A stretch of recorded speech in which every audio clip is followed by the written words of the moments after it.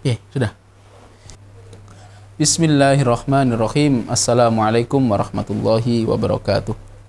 Alhamdulillah wassalatu wassalamu ala khairi khalqillah wa ala alihi wa sahbihi wa man ihtadah. Amma ba'd. Saudara sekalian, semoga Allah memberikan kita semangat dan kekuatan di dalam menjalankan dan memanfaatkan ibadah di bulan yang penuh berkah ini. Saudara sekalian, di antara kebutuhan dasar manusia itu adalah makan dan minum. Maka disebutkan ya, dalam istilah Jawa itu sandang, pangan, papan. Ada kata-kata pangan. Karena memang kita kalau tidak makan ya lemes, ya tidak berenergi. Tapi ketahuilah, di dalam urusan makan memakan, Islam mengatur itu. Yang kita makan harus halalan thayyiban. Kita diharamkan untuk makan makanan yang haram. Kita tidak diperbolehkan, benar-benar dilarang untuk memakan makanan yang haram. Kecuali nanti pada pembahasan fikih, ketika keadaan darurat dan lain sebagainya, panjang pembahasannya. Saudara sekalian, makanan yang haram ini terbagi menjadi dua. Ada makanan yang memang haram zatnya, contohnya daging babi, ya, bangkai, ya, dan lain-lain yang disebutkan di dalam Al-Quran, dalam hadis, di dalam kitab-kitab fikih. Atau ada makanan itu yang haram sebabnya, haram cara memperolehnya. Terkadang zat makanan tersebut adalah halal, ya, nasi goreng, soto dan lain sebagainya. Namun uang yang digunakan untuk membeli dari uang hasil korupsi, dari uang nipu dan lain-lain. Atau makanan tersebut makanan yang dicuri. Ya, saudara sekalian, makanan yang haram itu berefek buruk bagi kita. Ya, berefek buruk bagi kita. Di antara efeknya paling tidak adalah doa kita tidak diijabahi oleh Allah. Ya. Potensi doa tertolak itu luar biasa.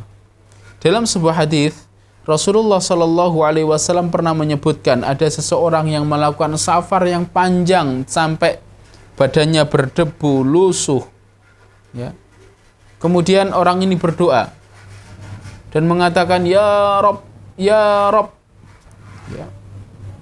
Namun apa kata Rasulullah? Ya. Wa mat'amuhu haram, wa malbasu haram, wa mat'amu haram, wa mashrabu haram, wa malbasu haram, wa ghudhiya bil haram, fa anna yustajabu lidzalik. Orang ini yang melarat melakukan perjalanan jauh, dan kita ketahui musafir itu diantara orang yang doanya terijabahi. Kemudian dia bertawasul dengan asma Allah, Ya Rob, Ya Rob. Tapi gara-gara makanannya adalah makanan yang haram, yang diminum minuman yang haram, yang dipakai ini pakaian yang haram, ya, dan yang dikonsumsi hari-harinya adalah hal yang haram, kata Rasulullah, fa anna yustajabu lidzalik. Bagaimana bisa doanya diijabahi? Nah, kalau kita ingin doa kita diijabahi, kita perbaiki makanan kita. Ya. Kalau kita ingin doa kita diijabahi, kita perbaiki makanan kita. Kita pastikan halalan thayyiban. Rasulullah pernah berpesan kepada Sa'ad bin Abi Waqqas. Rasulullah mengatakan, atib mat'amak mustajaba da'watak. Ya. Maka Rasulullah mengatakan, wahai Mu'ad, atib mat'amak. Ya, atib mat'amak takun mustajabat da'wah. Wahai Mu'ad, perbaiki makananmu, maka engkau akan menjadi orang yang doanya diijabahi oleh Allah Subhanahu wa ta'ala. Makanan yang haram juga menjadikan orangnya ini terancam neraka. Ya, dalam sebuah hadis disebutkan, ya, wa ayyuma 'abdin nabatat lahmuhu min sukhtin fannaru aula bihi. Ini hadis diriwayatkan oleh Imam At-Tabrani. Jadi hamba mana saja, siapapun dia, yang dagingnya itu tumbuh dari harta yang haram, dari harta yang dibenci oleh Allah, maka neraka adalah tempat yang paling layak. Ya, saudara sekalian, sekali lagi perbaiki dan perhatikan makanan kita. Yang kita makan harus halal betul, ya, dan harus thayyib.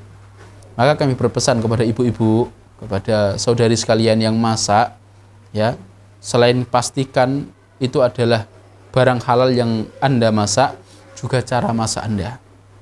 Ya, cara masak Anda, coba ketika ngulek bumbu itu usahakanlah di atas, jangan di bawah, karena kalau di bawah nanti mungkin terciprat.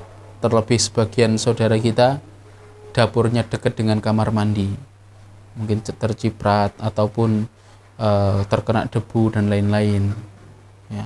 Dan makanan ditutup biar tidak dihinggapi lalat, biar tidak terkena kotoran cicak dan lain sebagainya. Jadi yang kita makan adalah yang halal dan yang thayyib, yang kita gunakan untuk berbuka, yang kita gunakan untuk sahur, atau yang kita gunakan untuk sarapan dan makan siang ketika selesai dari Ramadan nanti adalah yang halalan dan yang thayyiban. Karena itu akan berpengaruh, apa yang kita makan itu berpengaruh pada diri kita, bahkan berpengaruh bagi karakter kita. Ya. Semoga Allah memberikan kita rezeki makanan yang halal dan yang thayyib. Barakallahu fikum. Assalamualaikum warahmatullahi wabarakatuh.